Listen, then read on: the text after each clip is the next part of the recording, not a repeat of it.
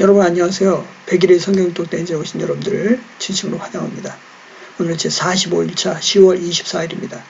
나홈 1장부터 스가랴 3장까지 말씀을 함께 보도록 하겠습니다. 오늘도 말씀 속에서 역사하시며 인도하시는 하나님의 기적을 체험하시는 복된 하루가 되기를 주님의 이름으로 축복합니다. 나홈서를 보면 니누의 멸망을 선포하고 있는데 1장에서는 선포하고 2장에서는 멸망의 묘사하고 3장에서 왜 니누에가 멸망할 수밖에 없는가를 말씀해주고 있습니다.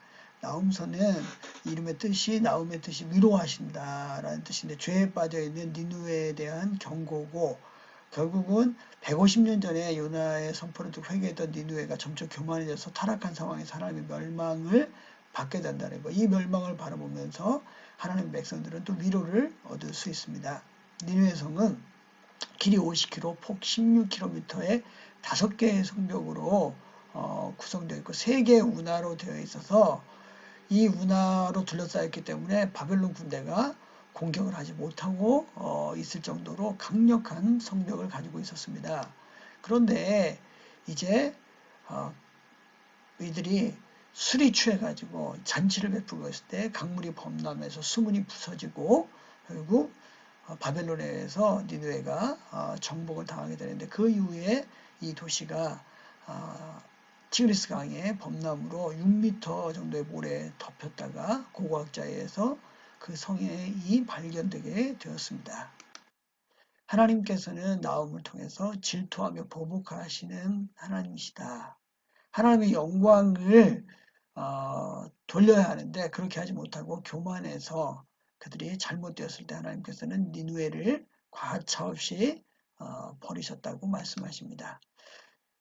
똑같이 배경이 됐던 니누에를 배경으로 했던 요나서와 나홈서를 보면 요나서에서는 하나님의 긍휼이 보여준 반면에 나홈서에서는 하나님의 심판이 니누에가 회개했다면 여기서는 반역이 요나서에서는 불순종한 요나 선지자 그러나 나홈서에서는 순종한 선지자가 나오고 있습니다.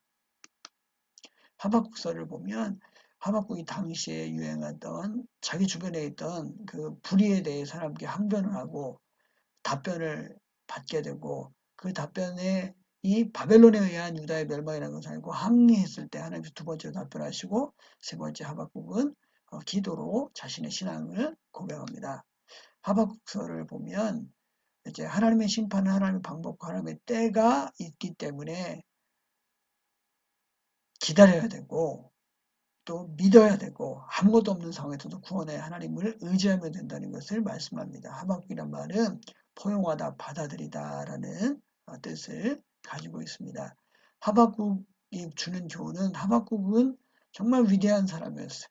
그는 최고의 지성인이고 철학자고 신학자이자 신앙인으로서 하나님의 뜻에 대해서 계속해서 고민하며 질문할 줄 아는 사람이었습니다. 또한 하나님의 메시지는 진실하시다. 내가 듣고 싶은 말만 듣는 것이 아니라 하나님 앞에서 심판의 메시지를 들어도 그는 아멘함으로 받아들이고 감사할 수 있었습니다.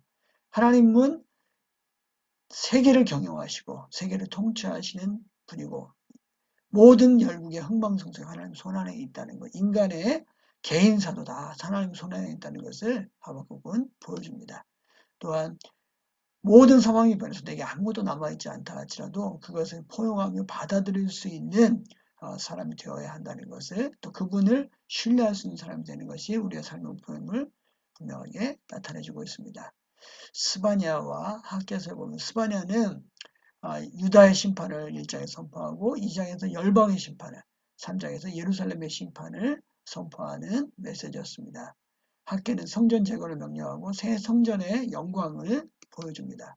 스바냐서는 이제 유다 백성들을 향해서 말씀하시고 하나님은 죄를 미워하시며 거룩하신 분이기 때문에 모든 나라가 다가올 주의 심판을 받게 될 것이다.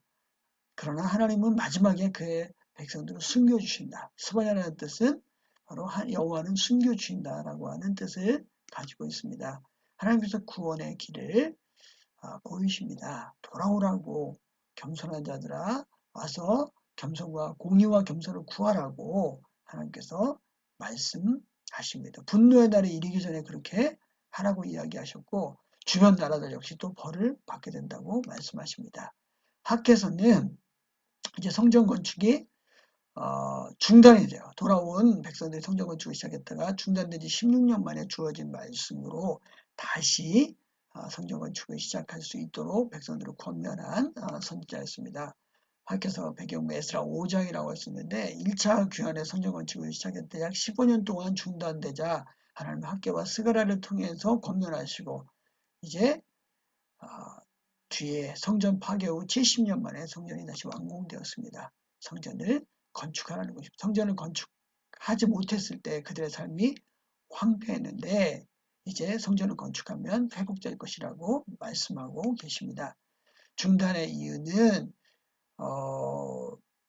결국 이 황제의 칙령 때문에도 중단됐지만 사람들이 여러 가지로 갈등을 빚게 되고 자신들의 상황이 어려워지자 포기를 해버렸습니다.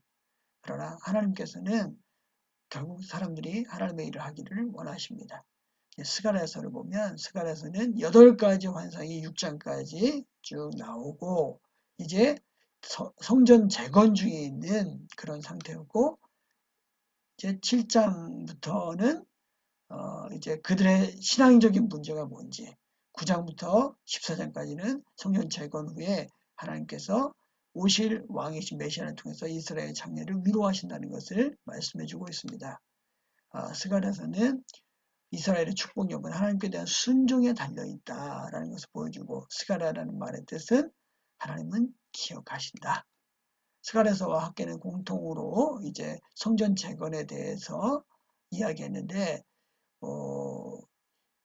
학계 같은 경우에는 사람들이 성전 짓는 것이 하나님 뜻이 아니다. 때가 안 됐다라고 하는 것을 책망했다면 스가랴서는 성전 재건이 안 되는 이유가 지도자들이 잘못돼서 그렇다라고 이야기를 했습니다.